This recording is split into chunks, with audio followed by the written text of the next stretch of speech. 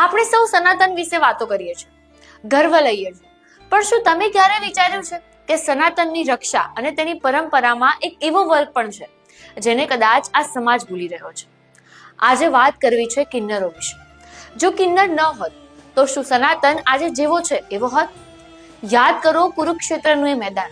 જો શિખંડી ન હોત તો ભીષ્મ પિતામહ જેવો અજય યોદ્ધા સરસૈયા પર પોઢાડવા અશક્ય હતા. જેમના ગભા પર બાણ રાખીને અર્જુને સત્ય અને ધર્મનો વિજય કરાવ્યો, એ શિખંડી એટલે કિન્નર શક્તિ જ હતી. છતાં પણ આજે આપણો સમાજ તેમને ભૂલી કેમ ગયા છે? વાત માત્ર મહાભારતની નથી.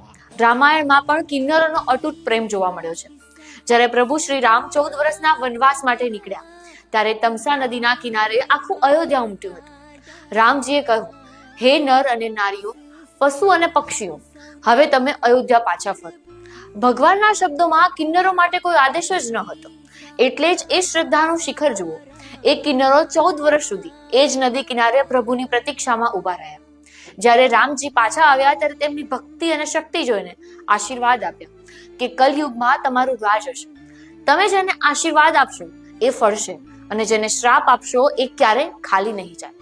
શાસ્ત્રો કહે છે કે જ્યારે બ્રહ્માજીના કમંડળમાંથી કિન્નરોની ઉત્પત્તિ થઈ ત્યારે તેમણે આ શક્તિ ભગવાન શિવને સોંપી હતી. એટલે જ કિન્નરો ભગવાન શિવના ગણ માનવામાં આવે છે. સ્વયં મહાદેવનું અર્ધનારેશ્વર સ્વરૂપ એ જ વાતની સાક્ષી પૂરે છે. સ્ત્રી અને પુરુષની વચ્ચે પણ એક પરમ તત્વ છે જેને અવગણી શકાય નહીં. તો મિત્રો, કિન્નર એ માત્ર આશીર્વાદ લેવા કે આપવા માટે નથી, પણ એ આપણા સનાતન ધર્મનું એક અવિભાજ્ય અંગ છે, જે પરંપરાને તેમણે સદીઓથી સાચવી છે. શું આપણે તેમને સન્માન ન આપી શકીએ?